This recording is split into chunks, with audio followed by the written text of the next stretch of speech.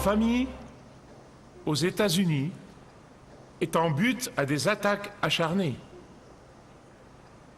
Je sais que les parents à qui je parle sont accablés par le bombardement qui nous parvient de tous les coins. Il y a littéralement une guerre qui est menée contre la pensée et le cœur et l'esprit et l'âme de nos enfants par les médias, les politiques gouvernementales, par les écoles et par la culture en général. Et c'est pourquoi je veux vous parler ce matin de l'importance que la Bible accorde à la famille et accorde aux enfants. Ouvrez avec moi, s'il vous plaît, au psaume 127. Vous allez remarquer que le verset 3 dit « Les enfants sont un héritage du Seigneur ». En fait, ce psaume est l'un des deux psaumes qui, sous l'inspiration du Saint-Esprit, ont été écrits par le roi Salomon, fils du roi David, qui a écrit le livre de l'Ecclésiaste et le Cantique des Cantiques. Et donc, il dit ici, les enfants sont un héritage du Seigneur. Et je ne peux pas m'empêcher de repenser aux étapes différentes de l'éducation de nos enfants par ma femme et moi. Et je me demande, ceux de vous, les jeunes mamans et papas, quand vous êtes dans les couches jusqu'au cou, vous vous demandez, les enfants sont quoi? Et ceux d'entre vous qui ont de nouveaux conducteurs, quand vous veillez tard, et j'ai fait ça plusieurs fois, je veillais pour entendre la voiture s'arrêter dans l'allée, vous diriez, les enfants sont quoi? Je suis sûr que quand vous êtes frustré avec les problèmes scolaires et les pressions financières implacables et toutes les difficultés auxquelles nous faisons face, et ceci et cela, vous avez dû vous demander plusieurs fois que veut dire la Bible exactement quand elle dit que les enfants sont un héritage du Seigneur. Les statistiques que je lis en ce moment, il y a un très grand nombre de couples qui se marient et ne veulent jamais avoir d'enfants, parce qu'ils croient que ça va entraver leur style de vie, et ce nombre est en augmentation dans tout le pays. Mais quand nous comprenons que nos enfants ne sont pas vraiment les nôtres, mais qu'ils sont les enfants de Dieu et qu'il nous les confie comme parents pour les élever pour lui, vous serez alors exaltés de savoir que les enfants sont un héritage du Seigneur et qu'ils sont une récompense de lui. Quand vous comprenez que Dieu vous confie vos enfants pour en être les intendants et que c'est lui qui a l'autorité, cela va vous réconforter. Vous savez, Dieu nous confie beaucoup de choses dans la vie, il nous confie des ressources pour les lui gérer. Nous ne possédons rien, il possède tout, nous sommes des gérants. Il nous confie sa réputation. Vous comprenez donc ce que veut dire que Dieu confie les enfants aux parents, ses enfants, pour les élever pour lui. Le fardeau du rôle parental ne peut être allégé que quand vous comprenez que vous n'êtes comme parents et comme grands-parents que les intendants et non pas les propriétaires des enfants.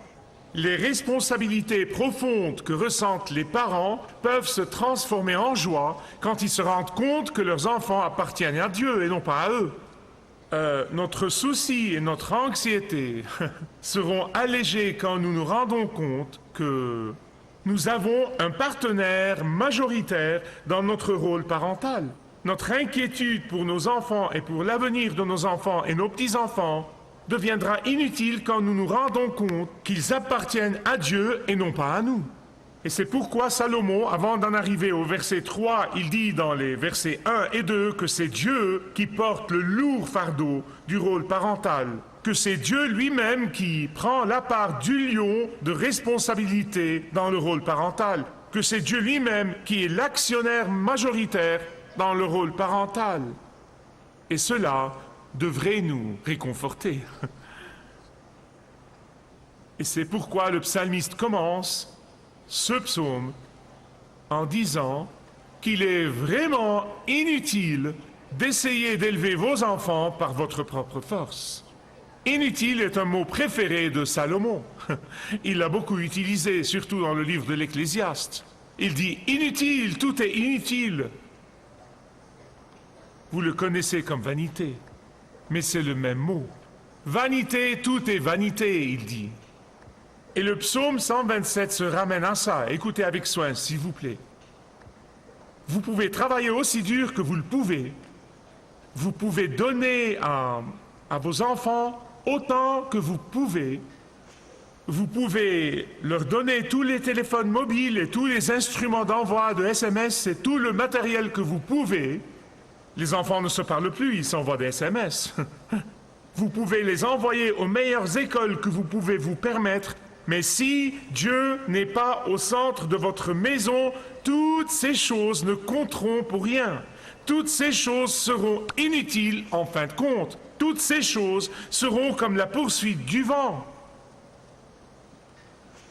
Avez-vous jamais pris le temps de vous poser la question « Qu'est-ce que je poursuis dans la vie ?» Avez-vous jamais pris le temps de vous demander « Quel est le prix que je paye pour cette poursuite ?» Et Salomon dit que sans la puissance de Dieu, sans la force de Dieu, sans les bénédictions de Dieu, vous pouvez poursuivre un rien. Vous pouvez travailler aussi dur que vous le pouvez et avoir les mains vides. Vous pouvez laisser à vos enfants le plus grand héritage financier qui soit, mais s'ils n'ont pas hérité la chose la plus importante, cet héritage matériel peut leur amener la douleur et non pas la joie. Or, il n'y a pas de mal à l'héritage, comprenez-moi bien, la Bible dit dans les Proverbes qu'il est bon de laisser un héritage à ses enfants. Mais leur laisser un héritage matériel sans un héritage spirituel sera leur ruine. Et la Bible est claire, la Bible dit que les enfants sont un héritage du Seigneur. Vos enfants sont, après votre salut, la chose la plus précieuse que vous puissiez avoir. Vous les avez hérités. C'est dans la volonté de Dieu et ses témoignages que vous ayez ces enfants. Et c'est pourquoi, après votre salut, ils sont la chose la plus importante que votre Père Céleste puisse vous confier, plus que toute autre chose. À l'Ouest, nous séparons le travail d'avec la maison et nous séparons le spirituel d'avec ce que nous appelons le temporel. Nous séparons Dieu d'avec les affaires. Nous sommes fiers de séparer Dieu d'avec le pays. Et nous appelons ça la séparation de l'Église d'avec l'État qui est absolument inconstitutionnel. Et cela montre que quand on répète un mensonge si souvent, on le croit comme s'il était la vérité. Et c'est ce que les gens essayent de nous dire maintenant. Quoi qu'il en soit, la Bible est très claire. La Bible ne parle d'aucune séparation dans la vie du croyant. La vie du croyant devrait être complètement intégrée et non pas fragmentée. La vie du croyant devrait être une unité et non pas compartimentée. Et la Bible, mes frères, ne parle d'aucune division. Donc si vous demandez à la Bible, pourquoi la maison? Pour la famille, bien sûr. Ou pourquoi le policier et la sécurité et toutes les choses que nous avons dans notre pays? Pourquoi ces choses? Pour protéger la famille, bien sûr.